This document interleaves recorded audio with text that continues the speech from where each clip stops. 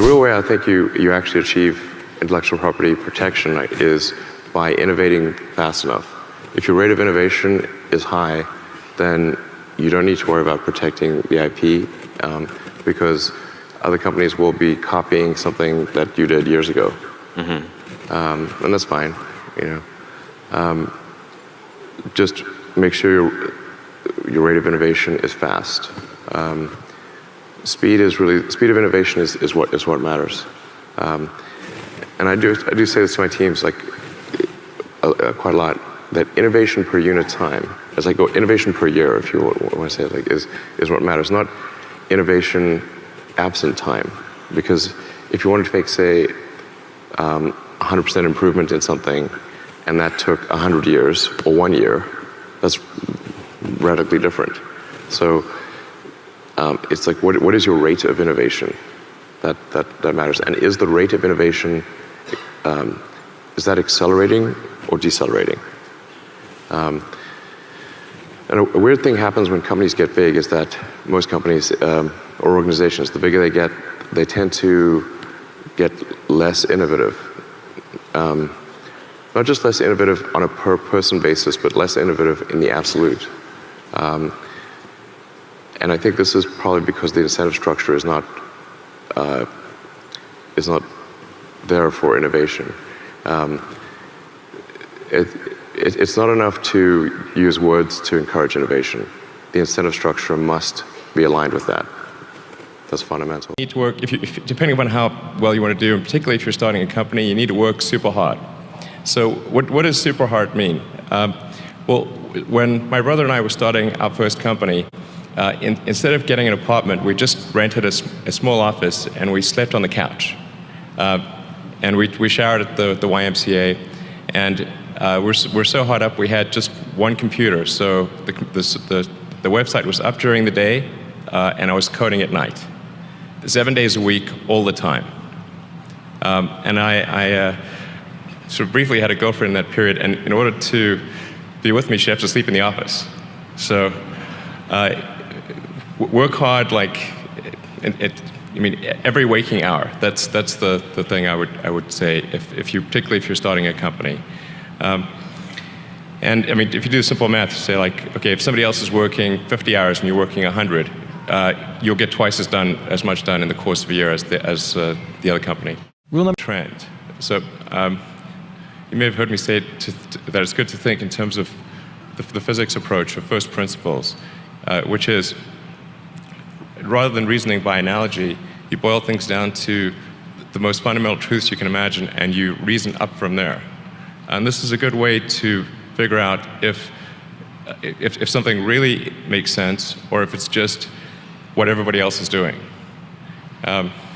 It's hard to think that way. You can't think that way about everything. It takes a lot of effort. But if you're trying to do something new, it's the best way to think. And that framework was developed by physicists to figure out counterintuitive things like quantum mechanics. So it's really a powerful method. And rule number... I came to the conclusion that my initial premise was wrong, that in fact there's a great deal of will. There's not such a shortage. But people don't think there's a way. And that if people thought there was a way, or at least something that wouldn't break the federal budget, then people would support it. Which in retrospect I think is actually kind of obvious, because the United States is a distillation of the human spirit of exploration. People came here from other places. I mean, it's, there's no nation that's more a nation of explorers than the United States. But people need to believe that it's possible, and that it's not, they don't have to give up like healthcare or something important. Right. It's got to be that's important. So I thought, okay, well, then it's not a question of will. It's a question of showing that the failure is bad. I don't think it's good. But if something is important enough, then you do it even though the risk of failure is high. And so I think my advice, if somebody wants to start a company, is they should bear in mind that the most likely outcome is that it's not going to work. and they should reconcile themselves to that strong possibility. And they should only do it if they feel that they are really compelled to do it, you know. Right. Because it's gonna, the way starting a company works is like, usually in the beginning, the very beginning it's kind of fun, and then it's really hellish for a number of years. You talked about chewing glass. Yeah, there's a friend of mine who's a successful entrepreneur, and started actually his career around the same time as I did, and he has a good phrase. His name's Bill Lee. He said, "Yeah, starting a company is like eating glass and staring into the abyss," and you agree with that? Generally true. Yeah. And if you don't eat the glass, you're not going to be successful. Do not think critically enough. I mean, critical thinking is a skill in short supply, where people take too many things they assume too many things to be true without sufficient basis in that belief. So it's very important that people closely analyze what is supposed to be true and try to build up. Try to say, let's analyze things from first principles, not by analogy or not by convention. If you assume things are true by convention, which is actually what most people do, then it's difficult to gain insight into how things can be bettered. So, in any argument or any sort of train of thinking, you want to make sure that the underlying premises are valid and applicable, and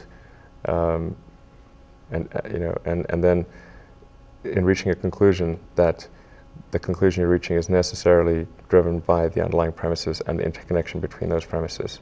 That may seem like a really simple thing to say, but most people don't do that. So it's really the foundation of rational thought. If you're creating a company or if you're joining a company, the most important thing is to attract great people. So either join a group that's amazing, that you really respect, or if you're building a company, you've got to gather great people. I mean, all a company is a group of people that have gathered together to create a product or service. And so depending upon how talented and hardworking that group is, and the degree to which they are focused cohesively in a good direction, that will determine the success of the company.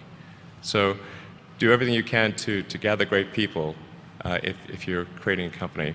Constantly seek criticism. Yeah.